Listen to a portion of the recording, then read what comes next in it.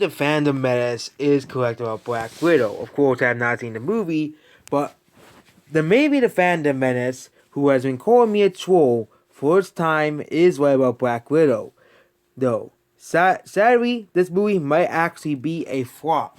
Yes, it's not performing Ant-Man numbers, because Ant-Man only opened to like $50 million dollars domestically, but the movie is not doing too well domestically. Again, it is released against basically one of the biggest nostalgia movies of the year, which is Space Jam: A New Legacy. Yeah, people may not like LeBron James, but thousands of people act like Space Jam is this big masterpiece. I have not seen it, so I don't have any nostalgia for it. I probably don't plan on seeing it, but a lot of people act online and say like Space Jam's the greatest movie of all time.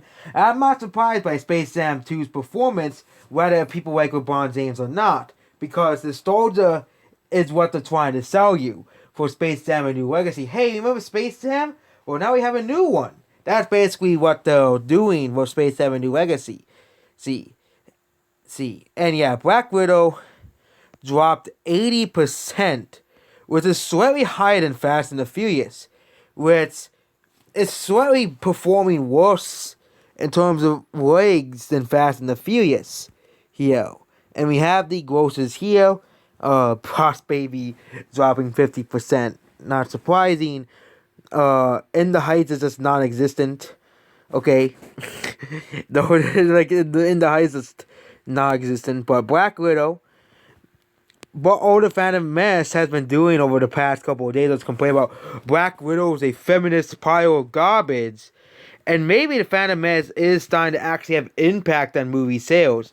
This is very scary going forward for if an actual good female movie comes out and all they do is comparable what the actors say, because of course they're not going to separate what they say about what the actors say, oh, this is a good feminist movie or blah blah blah.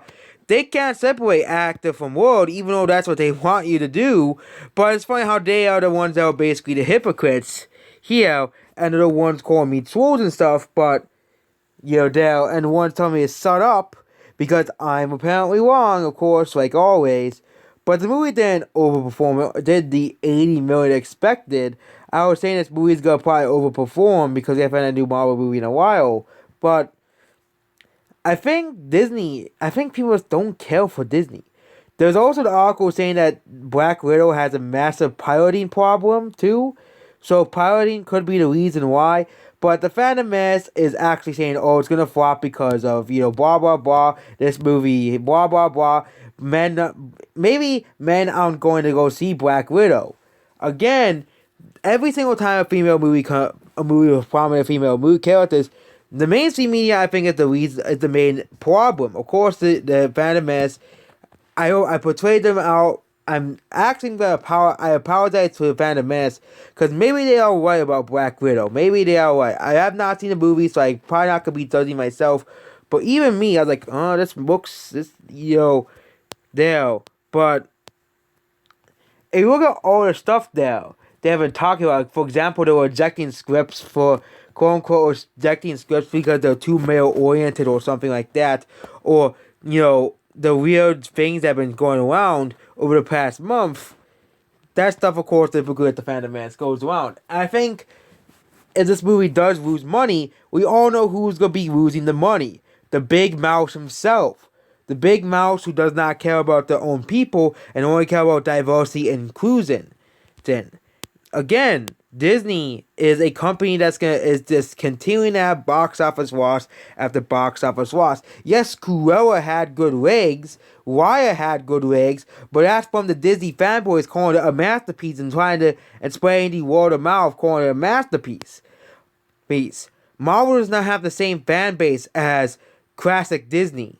It just does not. So there's not gonna be a mass of people going around defending Black Widow. Unlike Cruella, which of course the Phantom Menace, of course, was saying it was a flop. I was saying it was a flop too, but again, Disney magically made this movie do well. And if you look at the competition, I think Black Widow will have near its finalized gross in America by the time Suicide Squad comes out. because Suicide Squad. I don't know how Suicide Squad will perform, but this is just abysmal wigs from Disney. Okay, and even whether the Phantom Menace is right or not, they are definitely having an impact on this movie's sales because not everybody wants to go back to the movies. And of course, Disney Plus, of course, it's still making money on there as well. But if you compare it to Fast 9, it's doing very similar to Fast 9. It's actually been doing worse than Fast 9, despite having a higher opening. So the movie will it definitely goes over $150 million, but Fast 9 isn't having pretty good wigs in itself. And the movie made $550 million worldwide, but will probably barely pass $600 million at the end of its box office run. Black Widow may only pass $500 million, which means this movie, at the box office, which of course is excluding the Disney Plus sales, which again, according to Disney Plus sales, are going 250 million, 1 million or something like that. 200, I think it's around 260, 200, okay, 200, yeah, 251 million worldwide. Of course, I think it's updated with the premium sales. It'll probably be around worldwide. It'll probably end up like around 250 to 280 million. But maybe maybe the Phantom Menace was not lying here. These numbers are not too great. Okay, like for example, remember when they re-released the Leader and the Feeders, and I was saying the numbers weren't too great, and everybody's like, "Oh, but 100,000 is so great." No, that's still 100,000, not the $1 million like Monsters Inc. and all these other re-releases are doing. Alita isn't as big as those movies. There was a vocal minority that loves the movie, but again, most people don't care for the movie. I'm just saying it as it is. Most people don't care for the movie, which is why I don't have a sequel for Alita yet, but we have a sequel for the Boss Baby, even though no one wants a Boss Baby sequel. Cool. Here. And the Boss Baby, again, made $44 million worldwide, but again, it was only released in those 4 markets, so you can't really... it's just... Yeah. There. And... yeah, it says 7/2/2021 on here, but they have not released those. They're waiting until like September and October for those movies to come out. So maybe Black Widow could become a flop, but I think with Disney Plus it won't become a flop. But what really does it based off how well it's gonna do on tomorrow and how well it does tomorrow, because 80% drop is completely abysmal for any movie. Again, lots of big movies usually have big drops. Okay, I'm gonna look up Endgame, for example. Endgame, I think, had a massive drop off as well.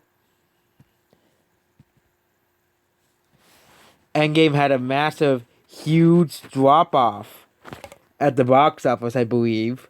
And again, Marvel movies are not really known for the massive, huge, gigantic wigs. Look, this is Endgame. Here, Endgame's wigs.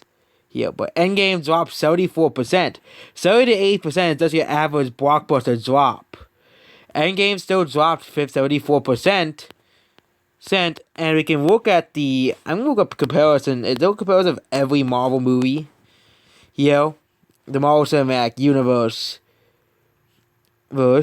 That because Black Widow is performing similar to F9 in sales. What's Black Widow? Black Widow is that one. And what movie is it comparing to? Ant-Man and the Wasp.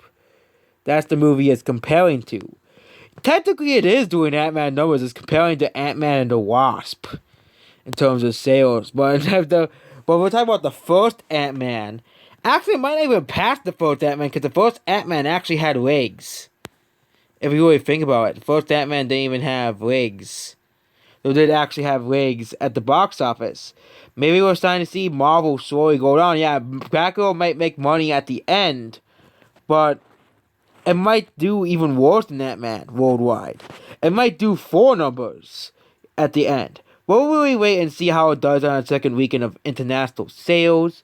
Again, 80 to 70 million, 70% drop is average for a blockbuster from the opening weekend, especially if, for example, Endgame had such a massive opening.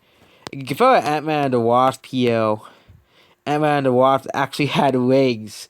But even Ant-Man and the Wasp, 35% drop. So it's powerful, of course.